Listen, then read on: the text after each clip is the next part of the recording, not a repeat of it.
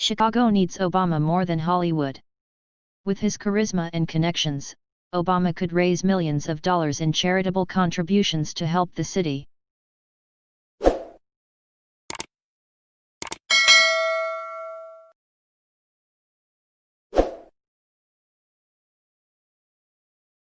Barack Obama has moved to Hollywood, negotiating in Southside Chicago for Sunset Boulevard, Silicon Valley, and celebrity parties on Martha's Vineyard just when Windy City needs him most.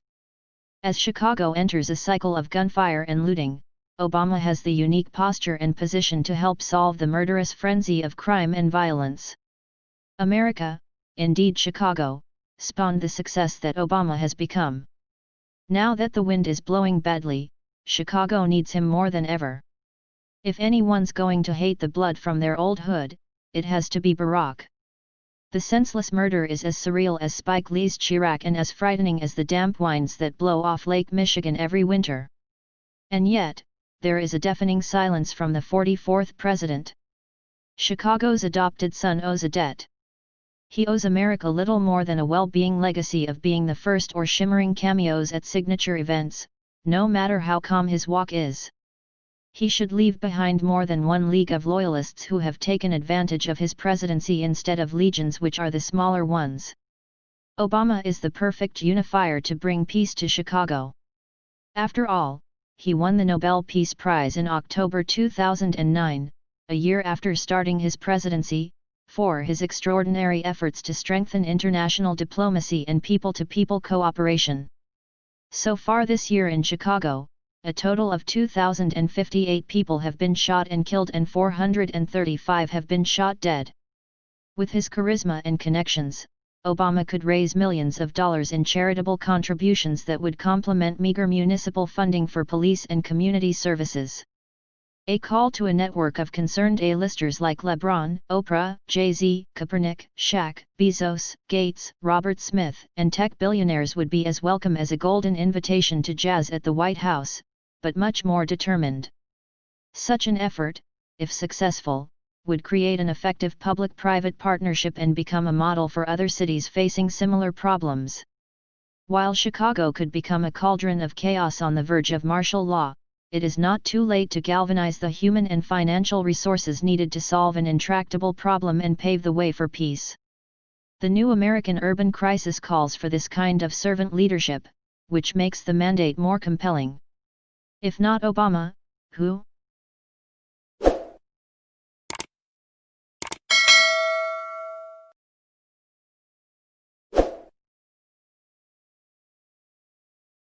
Obama's greatness after the presidency will not depend on how many Hollywood scripts he has lit, but on how many senseless killings he can prevent.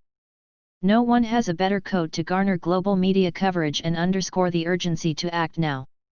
Obama's inspirational story is one that can uplift and motivate thousands of young men, mostly black, now defined by guns, drugs, and desperation in Chicago and other downtown areas. He chose to engage them. Men who, according to Obama's own account, could have been him without the grace of God and the circumstances. Former presidents have to make tough choices about what to do in private life. Jimmy Carter embraced a post-presidential conflict resolution mission and founded the Carter Center. This elevated him to global stature as a peacemaker after leaving the Oval Office. The same goes for Barack Obama. Obama is a relatively young man, however, whose social, moral and political capital exceeds what he has earned as president. He can capitalize on that currency by seriously working for reconciliation in American cities, especially as the efforts of mayors, governors, and other elected leaders fail. It won't be easy to muster the resources to save Chicago, but Obama has faced and conquered Herculean tasks before. Today Barack and Michelle Obama are well on their way to becoming billionaires, which is, or should be, a matter of pride. Their array of options reveals an embarrassment of wealth. Best-selling books, movies, speech, approvals, podcasts, offers and opportunities of a lifetime. Many are worth 8 digits. According to John Houseman, they were making money the old-fashioned way, they were making it. We must not give up the money or the cachet of a beloved former president. We also shouldn't think that Obama doesn't deserve. No one has worked harder to bring dignity to the nation, to stabilize financial markets, and to strengthen America's stature in the New World Order. Obama served his country as president with honor, dignity, and grace for 8 years, enduring the slings and arrows of hatred like few other presidents before. For this he deserves a special seat among the American patriots. But to whom we give a lot, we expect a lot. Obama shouldn't be lying in the celebrity chair, where life is beautiful, neat, and comfortable. Not when the Chicago gut carnage continues. If his legacy is to have a halo beyond the platitudes, and it should, Obama must descend from the top of the mountain into the valley of tears. Obama's greatness after the presidency will not depend on how many Hollywood scripts he has lit, but on how many senseless killings he can prevent. Vanity deals with producers and loyalty stars shouldn't replace lives, especially when you're within reach. Obama has had many laurels placed on his coat of arms. But the man dubbed No Obama Drama had a complicated relationship with Black Americans that is often unspoken. On the one hand, Obama has engendered immense pride and loyalty among Black Americans.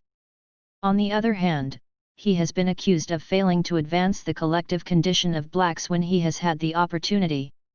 Critics of Obama point to his failure to appoint an African American to the Supreme Court and his failed economic reforms in Congress, despite the Affordable Care Act. Although under Rosa, these disappointments are part of his legacy. And no one is more aware of this than Obama himself. Obama's time as president is over, but his call is timeless. Beyond partisan politics or the defense of division, he can make a big difference in America. He and Michelle can't afford to languish in luxurious detachment or empathize with studio hotshots ignoring the hoi polloi that made them legendary. He now has the wealth, the means, and the experiential wisdom to make his most valuable contribution to a nation that once believed in him above all else.